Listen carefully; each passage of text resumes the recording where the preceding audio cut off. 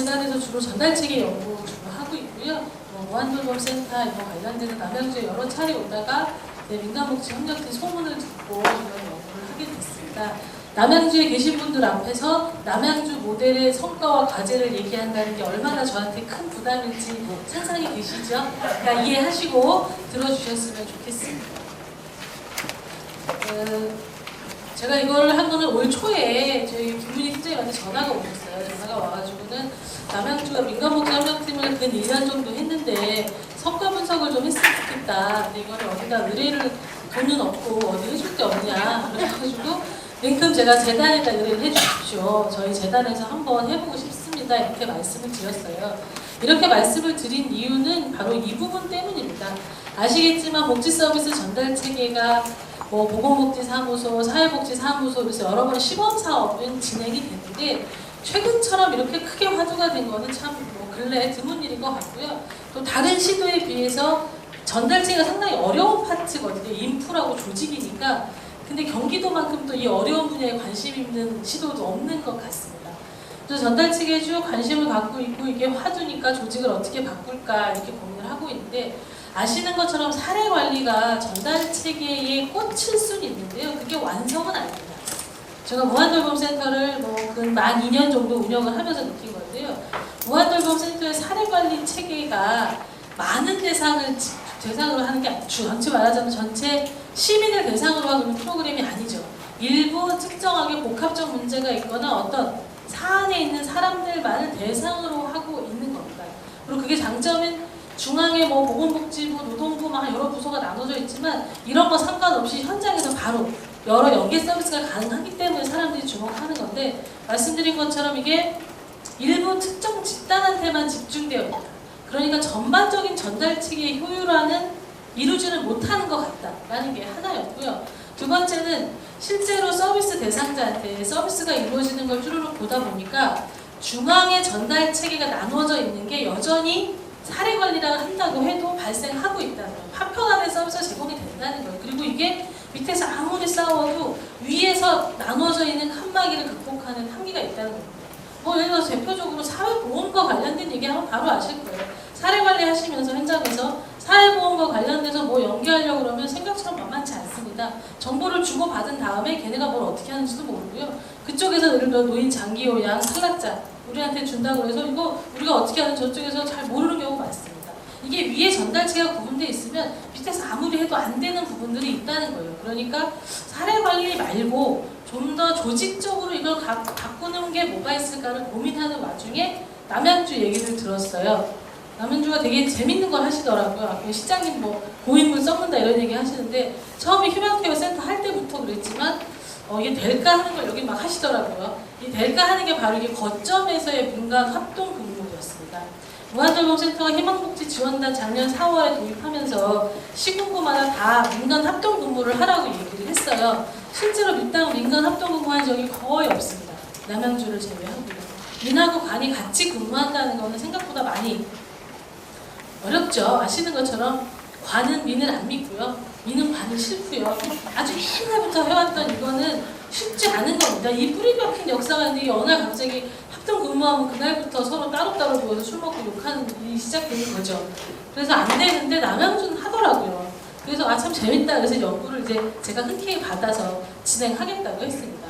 그 다음에 민간복지협력팀에서 제가 주목했던 거는 여기 나와 있는 세 가지, 이게 세 번째를 말씀드렸고 첫 번째가 통합조사하고 통합사례관리를 한 팀에서 하는 겁니다.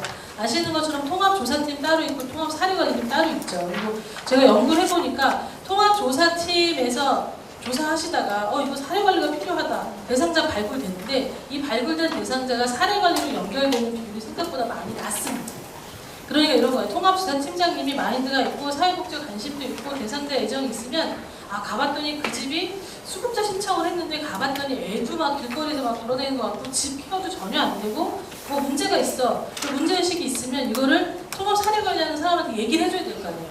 여기서 여기 팀장님이나 무한돌봄 팀장한테 거기 갔더니 좀 문제가 있으면 한번 해보겠습니까? 이런 얘기를 해야 되는데 이거를 통합조사하는 담당한 선생님 마음이라는 거예요. 그 담당 선생님이 그 얘기를 그냥 안 하면 대상자 그냥 누락이 되더라는 거예요. 그러니까 이 말하자면 획적인 대상자 여기가 전혀 지금은 안 이루어지는 구조거든요. 그러니까 이거 통합조사랑 통합사례를 한 한 부서에서 같이 하게 되면 대상자가 누락되는 문제가 없지 않을까 이런 부분을 했어요. 그리고 이거를 여기저기 얘기해 봤는데 아무도 그게 가능하다고 얘기하지 않았는데 민간복지협력팀 모델을 딱 보니까 두 개 같이 하시는 거예요. 이거 이상하다. 이런 고민을 해서 장점이라고 볼 수 있을 것 같고요. 그 다음에 번역 개념이요. 지금 아시는 것처럼 희망복지지원단이나 복지부가 하고 있는 주민복지센터 허브와는 읍면동과 시군 중심입니다. 근데 읍면동과 시군이 가능한 지역들은 대도시 지역은 가능해요. 대도시처럼 아예 인구가 밀집되어 있고 면적이 작으면 뭐 군이나 구청 중심으로 모델이 이루어질 수 있습니다. 근데 도농복합지역이나 면적이 넓거나 경기도 같은 지역은 당장 시군구나 읍면 중심으로 하면 뭐가 좀 문제가 있어요. 시군은 너무 멀고요. 읍면은 너무 가까워요. 그러니까 읍면에다 사람 하나 넣어도 티가 안 나는 거예요. 한 두세 명 넣어야 좀 인력이 늘어나고 뭐가 할 텐데 한 명씩 넣으니까 효과가 적은 거예요. 이런 측면에서 경기도처럼 좀 도농복합이 있고 일정 정도 면적 있는 지역에서 거점이 대안인 것 같은데 이 거점의 효과를 측정할 수 있는 게 없었습니다. 근데 민간복지협력팀 이런 세 가지에 중요한 게 있었고 저희가 하다가 또 확인한 것 중에 하나는 시청의 급여팀을 만들었다는 것도 전달체의 개편은 상당히 중요한 의미를 갖습니다. 각 부서별로 나눠져 있는 급여를 하나로 통합하면서 말하자면 업무의 효율성을 달성할 수 있는 부분이 있어서 이런 것도 이제 남양주의 중요한 실험이라고 보여지는 거고요. 그래서 주로 지금 말씀드린 이 세 가지 통합조사랑 통합사례관리가 한 팀으로 먹혀서 어떤 효과가 있었을까? 민하고 관이 모여서 어떤 효과가 있었을까? 거점에서 근무하는 어떤 효과가 있었을까? 이 세 가지를 중심으로 연구를 진행했습니다. 분석 지표는 통합성, 효율성, 접근성을 얘기했습니다. 이거는 전달체계 분석하시는 분들은 많이 얘기하시는데 전달체계 분석하는 지표가 아주 많습니다. 그리고 연구자마다 여러 가지 지표를 쓰는데요. 보면 이 지표의 층위가 상당히 여러 가지예요. 수요자 입장에서 보느냐, 공급자 입장에서 보느냐, 투입이냐, 산출이냐에 따라서 의미가 상당히 다릅니다. 저는 서비스 공급자에만 집중했어요. 그 이유는 전달체계 개편은 서비스 이용자가 느끼기에는 아주 멉니다. 그러니까 예를 들어서 일선의 읍면동이 어느 날 갑자기 없어졌다. 이런 거는 서비스 이용자가 체감할 수 있어요. 근데 그렇지 않고 중간 조직을 막 바꾸는 거는 서비스 이용자가 알 수가 없고 사실 알 필요도 없습니다. 그분들은. 어디 가까운 데 가면 자기가 맞는 서비스를 받기만 받으면 되지 위에 조직이 민간복지협력팀이 생겼는지 급여팀이 생겼는지를 알 수도 없고 알 필요도 없고요. 그러니까 서비스 이용자가 체감으로 뭘 느끼는 건 사실 시간이 많이 걸린다는 생각이 들었습니다. 그래서 이번 연구는 1년밖에 안 됐고 공급자가 실제 일하면서 이 모델에 대해서 어떻게 평가하는지 문제를 중심으로 했고요. 지표를 세 가지로 잡은 이유는 이 세 가지가 앞서 말씀드린 민간복지협력팀 바꾼 이유겠다. 통합적인 서비스 제공하는 것, 효율적인 서비스 제공하는 것, 접근성 개선하는 것. 이 세 가지가 모델 개편의 이유라고 생각이 들어서 이 세 가지를 중심으로 했습니다. 남양주 전달체계의 특징은 말씀드리지 않아도 다 아실 것 같고요. 이렇게 4개 번역으로 운영이 되고 있는 거고요. 특징은 이제 첫 번째 같은 경우는 읍면동에서 그 전에 급여 업무의 일부를 담당했었던 것 같아요. 대상자 관리에 통합관리팀에서 해야 되는. 근데 이 업무가 민간복지협력팀이 생기면서 좀 민간복지협력팀으로 올라온 게 이번 개편의 특징인데 이거는 단지 민간복지협력팀의 특징이라기보다는 희망복지지원단 하면서 정리했던 게 같이 이루어졌다고 보여질 것 같고요. 두 번째나 세 번째 같은 경우는 말씀을 드렸고요. 그 다음에 마지막 사례관리 TF는 저희가 실제로 와서 연구를 하면서 안 거고 이것도 상당히 중요한 의미가 있는 것 같아요.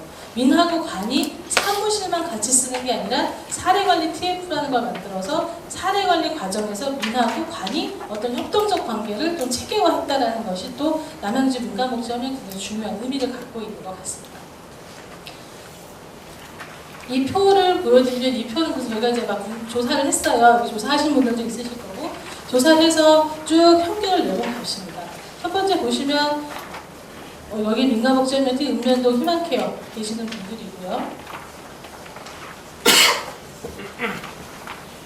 통합성, 효율성, 접근성을 보시면 전체 평균이 한 3.67, 낮은 점수 아니고 상당히 높은 점수라고 볼 수 있는데 이걸 기준으로 보시면 통합성은 상당히 높다고 평가를 하고 있어요. 일하시는 분들이 대부분. 상당히 통합성은 개선됐다고 평가하는 것 같은데 효율성은 그렇게 높지 않습니다. 특히 여기서 주목하셔야 되는 부분은 읍면동 부분이에요. 뒤에도 나오겠지만 읍면동에 계시는 분들의 평가는 다른 부분에 비해 좀 짜게 나타나고 있습니다. 그건 아마도 모델의 특징인 것 같아요. 보시면 통합성 부분에서 뭐 민간복지협력팀, 읍면동 희망케어센터인데 희망케어센터 선생님들은 상당히 긍정적으로 평가하고 있습니다. 전반적인 점수가 상당히 다 높게 나오고 있어서 희망케어 선생님들은 대부분 긍정적으로 평가하고 있는 것 같고 읍면동 분들은 좀 점수가 내는데 통합성과 관련돼서도 보시면 읍면동 분의 평균이 제일 낮게 나타나고 있고요. 이 음영표시는 뭐냐면 여기 평균값을 기준으로 할 때 유의미하게 낮다라는 것의 의미입니다. 그런 측면에서 보시면 읍면동은 좀 유의미하게 통합성이 평균을 비해서 좀 낮다고 평가하시는 거고 희망케어센터는 상당히 높다고 평가하고 계시는데요. 특히 여기 보시면 복지 대상자에 대한 정보 교환에서 모두 다 민간복지협력팀, 읍면동, 희망케어 모두 다 유의미하게 평균값을 기준으로 차이가 있습니다. 보시면 읍면동은 낮다고 평가하고 있고요. 그러니까 복지 대상자에 대한 정보 교환에 대해서 상대적으로 평가 점수가 낮은 겁니다. 이게 아니다, 정보 교환이 안 된다 이런 의미가 아니고 다른 집단하고 비교해 봤을 때 상대적으로 낮은 거고요. 반면에 희망케어센터랑 민간복지협력팀은 정보 교환이 잘 되고 있다라고 평가하고 있는 것으로 나타나고 있습니다. 전반적인 통합성에 대한 부분도 보시면 읍면동은 조금 낮게 나타나고 있어요. 이거는 뭐 뒤에서 말씀드리겠지만 민간복지협력팀이라는 것 자체가 거점을 중심으로 무게 중심을 갖다 보니까 읍면동 일하시는 분들이 정체성 부분이라든가 업무 연계에 있어서 좀 혼란을 경험하셨던 게 이제 초반에 좀 있었고 지금은 일부 정리됐더라도 그것과 관련돼서 좀 의견이 있으신 걸로 보여집니다. 네, 효율성과 관련해서 보시면 효율성은 앞서 보여드린 것처럼 접근성이나 통합성에 비해 전반적으로 크게 점수가 높진 않습니다. 희망케어센터는 평균값을 기준으로 보시면 업무 처리 속도가 빨라졌다는 것, 전반적으로 업무 만족도가 높아졌다는 것, 의사소통 구조가 수월해졌다는 것에 대해서 긍정적으로 평가하고 있습니다. 읍면동은 그렇고 민간복지협력팀의 경우는 중복 업무가 감소했냐의 부분에 대해서는 상대적으로 낮게 얘기해서 여전히 민간복지협력팀 계시는 분들은 여전히 좀 일부 정도 중복 업무가 있는 건 아닌가라고 평가하는 것으로 보여집니다. 접근성과 관련돼서는 희망케어센터는 접근성을 다 높게 그러니까 높을 수밖에 없는 게 이분은 원래 거점에 계셨기 때문에 특별히 거점이라고 접근성이 낮아졌다거나 높아졌다거나 인식의 차이가 크게 나타나지는 않을 것으로 보이고요. 반면에 이제 읍면동이 겪는 접근성 개선에 대해서도 그렇게 높게 평가하고 있지는 않았습니다. 그래서 양적인 통계를 통해서 확인할 수 있는 건 말씀드린 것처럼 통합성, 효율성, 접근성 중에서 통합성이 가장 크게 효과가 나타났다고 평가하고 있고 접근성이 그 다음 마지막에 효율성이었고요. 민간복지협력팀, 희망케어센터는 뭐 다 좋다고 얘기하셨고 민간복지협력팀은 상대적으로 긍정적이지만 중복 업무에 대해서 좀 체크가 필요하다라는 게 이제 설문조사에 드러났고 읍면동과 관련돼서는 전반적으로 통합성, 효율성, 접근성 부분에 있어서 점검이 필요한 게 아니겠느냐라는 게 이제 이 설문조사 과정에 드러났다고 볼 수 있을 것 같습니다. 근데 이제 설문조사는 한계가 있기 때문에 저희가 인터뷰를 권역별로 4개를 했어요. 원래 총 5번 했는데 한 번은 4개 권역에 계신 분들을 한꺼번에 모아놓고 저희가 FGA라고 한 번 했는데 하고 나니까 계속 권역은 우리 권역은 얘기가 자꾸 나오시더라고요. 이게 아마 남양주가 오랫동안 권역별로 이제 네트워크 팀에서 활동을 해왔기 때문인 거라고 보여지는데 그러면 4개 권역을 한꺼번에 모아놓고 나니까 잘 모르겠어서 4개 권역을 따로따로 FGA를 했습니다. 그러다 보면 상당히 재밌는 일들이 많이 있더라고요. 권역마다 어떤 권역은 뭐 아까 말씀하신 것처럼 이제 일자리 사례관리, 일자리, 자완, 사례관리를 막 강화하는 부분이 있고 또 어떤 권역은 여전히 이제 수급자라든지 빈곤이 많은 지역은 권역별 사례회를 유지하고 있는 것도 있고요. 또 공하고 민하고 사례를 주고받을 때 뭐 행정적인 말하자면 서류가 있는 것도 있고 없는 것도 있고요. 대상자가 주로 어디서 의뢰됩니까? 라고 물었을 때부터도 4개 권역이 서로 다 달랐습니다. 이거 상당히 재밌는 현상이고 이거는 뭐 마지막 FGI 하면서 얘기했던 건데 장점이기도 하고 단점이기도 한 것 같습니다. 장점이라는 건 4개 권역이 서로 보면서 발전할 수 있는 것이기도 하고요. 단점이라고 하면 아시는 것처럼 자기들 문화가 생기잖아요. 이 문화가 앞으로 10년, 20년 가게 됐을 때 그 다음은 어떨까? 이 부분에 대해서도 점검이 필요하다. 이런 FGI 하면서 그런 좀 재밌는 생각이 들었고요. 보시면 통합성과 관련된 성과는 상당히 많습니다. 소통구조 확보됐고 네트워킹 강화됐고요. 통합적 서비스 당연히 대상자 입장에서 이루어졌다. 통합조사, 통합사례관리, 민간이 같이 붙어있는데 일단 대상자 거기 들어가면 통합적 서비스 받을 수밖에 없는 구조예요. 당연히 통합성은 개선됐다고 얘기했고요. 특히 의미 있는 게 이 사각지대 발굴 부분에 대해서도 여러분들이 얘기하셨었어요. 그래서 이게 합해놓고 나니까 그 전에 발굴되지 않았던 사각지대가 발굴됐다는 것도 민간복지협력팀의 상당히 중요한 성과라고 보여집니다. 반면에 과제는 말씀드린 것처럼 읍면동하고 희망케어센터 개입니다. 이게 민간복지협력팀은 말씀드린 것처럼 거점을 중심으로 힘을 주는 모델이에요. 그럼 이제 읍면동이 초기 상담자 대상자를 위로 리퍼하고 나중에 문제가 끝나고 나면 사후 관리하고, 이게 이제 말하자면 핵심적으로 찾아가는 복지 서비스 모니터링이 핵심적인 업무인데, 이 과정에서 핵심이라고 할 수 있는 집중 사례 관리 대상자에 대한 부분, 그다음에 기초법 수급자에 대한 부분 일부가 민간복지협력팀으로 중요한 업무들이 올라오게 되는 겁니다. 그러면 읍면동에 계신 분들은 내가 지금 뭘 하고 있는 걸까에 대해서 고민을 하실 수밖에 없고요. 그 다음에 읍면동하고 희망케어센터는 합동근무도 하지 않고 다른 곳에 있으면서 공하고 민이잖아요. 그래서 대상자를 주고받을 때 구두로 하신다고 많이 말씀하시더라고요. 이 구두로 하는 과정에서도 뭔가 좀 체계적인 게 필요하겠다, 이런 종류의 생각은 들었습니다. 그 다음에 4개의 거점, 아까 말씀드린 건 4개의 거점이다 보니까 중간에 지침이 바뀌고 이럴 때 내가 통일적인 업무를 할 수 있는 게 좀 중앙 컨트롤 타워의 강화, 이런 부분을 좀 고민해 보실 필요가 있을 것 같고, 4개 권역이 지금처럼 그대로 유지됐을 때 이게 10년, 20년 이후에 어떻게 될까, 이런 고민은 좀 필요한 것 같다는 생각이 들었습니다. 효율성 부분과 업무 처리 속도는 당연히 빨라질 수밖에 없었다고 이야기 드렸고요. 그다음에 읍면동 업무 일부 감소되었다고 평가하고 계십니다. 다만 읍면동 중에서 뭐 결혼이 있다거나 이런 경우는 뭐 여전히 일부도 상반기 때 교육비 지원 때문에 업무가 못 느낀다고 하신 분도 있었지만, 그 외에는 대부분 업무가 감소되고 있다고 이야기하셨고요. 업무 부담감 감소도 많이 얘기했습니다. 사례 관리 과정에서 이 케이스에 대한 이 판정을 내가 제대로 이게 하고 있나라고 헷갈릴 때 민하고 같이 있고 다른 팀원이 있다 보니 이 부분에 대한 업무 부담감도 상당히 감소되었다라고 이야기하고 있고요. 업무의 정체성 혼란을 말씀드린 것처럼 읍면동은 그런 부분이고, 이제 희망케어센터는 다른 데하고 다르게 남양주는 복지 종합사회복지관이 없고, 희망케어센터가 사례관리 더하기 후원관리 직접 서비스 기능을 하고 있는 곳이라고 보여집니다. 그러다 보니까 인력도 많고, 근데 희망케어센터가 다른 종합사회복지관하고 다른 거는 지역 기반의 사례관리의 전문성과 강점이라고 보여집니다. 근데 이게 사례관리 TF라는 걸로 일부 중요한 코어 역할이 넘어갔다고 저는 보여져요. 근데 사례관리 TF도 물론 희망케어센터 안에 있는 조직이지만, 이랬을 때 이 사례관리 TF를 좀 더 강화하는 게 희망케어센터 입장에서 좀 더 어떨까. 그러니까 희망케어센터에서 사례관리는 사례관리 TF에서 나머지 업무를 강화하게 되면 기존의 희망케어센터가 갖고 있었던 메리트랄까 장점이랄까 이런 부분을 일부 상실할 수 있지 않을까, 이런 고민들이 들었습니다. 접근성과 관련돼서는 이게 금곡에 있는 시청, 그 다음에 정확히 남양주 외곽으로 봤을 때 서비스 이용자 입장에서 접근성이 충분히 개선됐습니다. 근데 저희가 FGI 하면서 느낀 거는 서비스 이용자보다는 공급자 측면에서 접근성이 개선됐다고 보여지는 것 같아요. 예를 들어 사례 관리하시는 분들, 그다음에 통합 조사하시면 대상자 관리하고 조사하시는 분들이 금곡동에서 저 멀리 가는 건 어렵지만 일단 거점으로 출근하고 나면 그 권역에 있는 사람들에 대한 관리는 이루어진다는 거죠. 그런 측에서 공공 입장에서는 접근성은 서비스 이용자도 개선됐지만 서비스 공급자 측면의 접근성 개선된 게 좀 더 큰 거지 않을까, 이런 생각이 들었습니다. 그래서 성과를 보시면 통합조사와 통합사례관리 관련돼서는 상당히 많은 효과가 있었다고 보여집니다. 통합성은 뭐 얘기할 필요가 없을 만큼 개선됐다고 보여지고요. 효율성은 실질적인 서비스 부분, 그다음에 접근성은 정보 접근성 부분에 대해서는 상당히 효과가 있었다라고 보여집니다. 다만 이제 통합조사 이거 관련돼서 FGI에서 제가 듣는 얘기는 통합조사 담당자 중에서 뭐 기초노령연금이라든가 보육을 전담하고 계시는 분의 경우는 합동근무하는 효과를 별로 못 느끼시더라고요. 왜냐하면 대상자를 주고받을 필요가 별로 없는 대상자를 주로 조사하기 때문에 그런 거고요.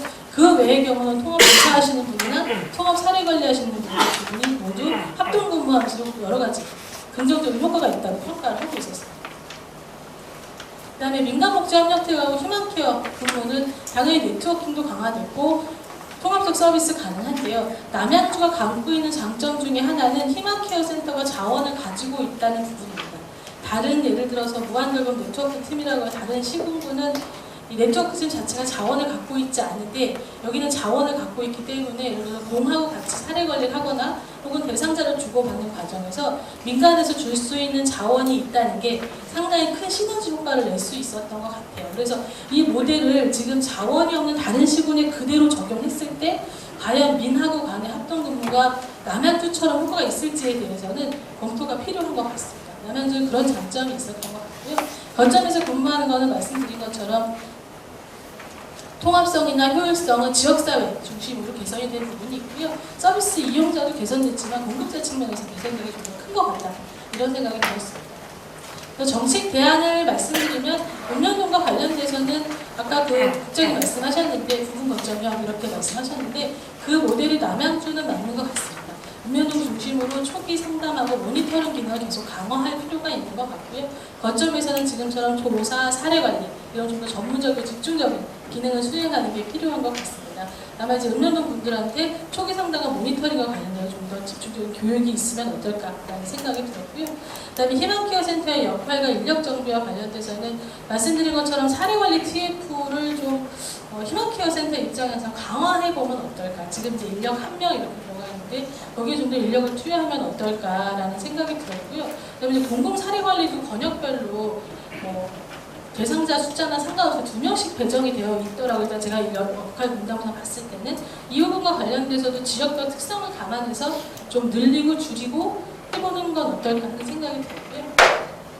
그다음에 다양한 업무형의 체계 마련을 말씀드린 것처럼 공하고 민이 업무를 연계하는 게 신속해져도 좋긴 한데 이 각각의 성과와 이런 걸 측정하려면 좀 체계화하는 게 체계화라는 게 공식화라 그래야 될까요? 그게 복잡한 처는 아니더라도 서로 카운팅할 수 있을 정도의 뭐 있었으면 좋겠다. 그래야 읍면동도 그렇고요. 서로 연계하는 데 좀 도움이 되지 않을까 하는 생각을 했습니다. 권역 조율 문제는 앞서 말씀드린 것처럼 4개가 서로 장점이 분명히 있는데 이거를 서로 시너지가 될 수 있도록 4개 권역이 서로 발전할 수 있도록 하는 거는 어떻게 하면 좋을까 좀 고민할 필요가 있을 것 같고요. 그 다음에 장기적으로는 제가 원래 이 프로젝트를 말씀드렸을 때는 희망케어 팀장님이 주민센터 허브와 이런 거 하는데 남양주는 어떻게 할지 고민 좀 해보세요. 이런 얘기 해줘서 고민을 많이 했습니다. 그래서 FGI 하면서 읍면동을 슬쩍 없애보면 어떨까요? 이런 얘기를 물어보고 했는데 FGI에 오신 모든 분들이 절대 불가능 이런 얘기를 하시더라고요. 그러면 도대체 여기는 어떻게 해야 될까? 뭐 이런 정도 여러 가지 고민을 했습니다. 고민하면서 일단 첫 번째는 진입구를 통일하는 방안에 대한 겁니다. 지금 이제 예를 들어서 대상자가 민간복지이벤트에 딱 사무실 공간에 가면 이쪽은 공, 이쪽은 민 이렇게 앉아있다. 그러면 들어가서 민간복지이벤트에 계신 분하고 상담을 하죠. 내가 수급자가 되고 싶고 어쩌고저쩌고 상담을 했는데 안 돼. 그러면 다시 옆으로 가서 희망케어에서 다시 상담을 받아야 되잖아요. 그러니까 말하자면 진입구가 2가지를 나눠져 있다는 뜻이거든요. 민후가 관이기 때문에 너무 당연한 거긴 한데 이 진입구를 통일하는 거는 대상자 입장에서 상당히 좋은 일인 것 같아요. 여러 번 상담하지 않아도 되니까. 그럼 이 진입구를 어떻게 통일할까 생각하는 방법은 은행 같은 겁니다. 왜 여권 혹시 만들고 여기는 어떤지 모르는데 여권 같은 거 만들러 가면 그 앞에 데스크에 누가 앉아 계세요. 심플하게 물어봅니다. 뭐 하러 오셨어요? 그러면 제가 여권 만들러 왔는데요. 그럼 여권 만드는 거 번호 주고 몇 번 창구로 가세요.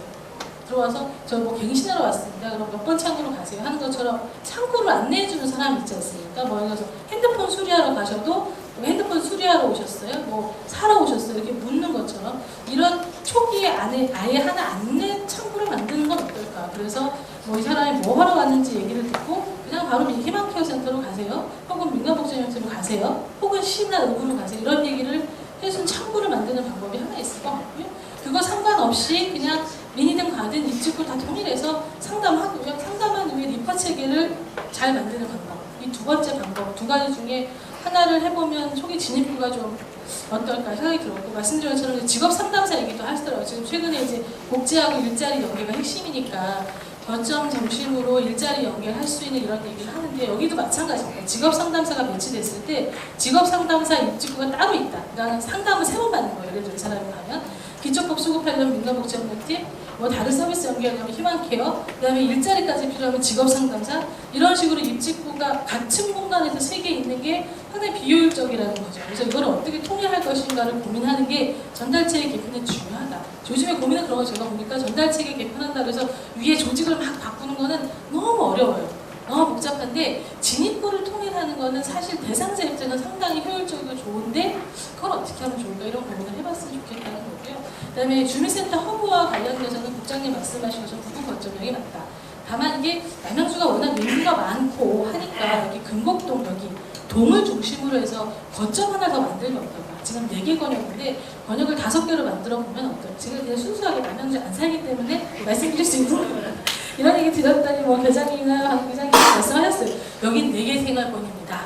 자꾸 그렇게 얘기하면 소용이 없을 때 하시는데 이제 인구나 면적이나 이런 걸 고민해 보면 중앙 권역을 하나 만들고 이 중앙 권역은 주민센터 허브화 중에 거점형을 설치해 보면 어떨까? 그럼 거기 읍면동 없이 4개, 3개 이렇게 합해서 거점형을 설치해보고 나머지는 그대로 두고요. 그래서 이 거점형의 성공과 실패를 놓고 다른 모형을 좀 이렇게 하는 게 도움이 되지 않을까 뭐 이런 생각이 들었습니다. 그래서 남양주 안 살기 때문에 막 상상을 해서 이런 남양주 말씀처럼 안 될 것 같은데 금방 뭘 하시더라고요. 그러니까 그런 실험도 한번 해보면 어떨까 하는 생각이었습니다. 그래서 민간 목장협팀 전반적으로 연구하면서 많이 재밌었어요. 많이 재밌었고 많이 배웠고요. 그리고 모델을 이렇게 구체적으로 보니까 어떤 부분은 좀 더 개선해야 되겠고 이게 바로 다른 데 되면 안 되겠다 이런 생각도 좀 많이 들었고요.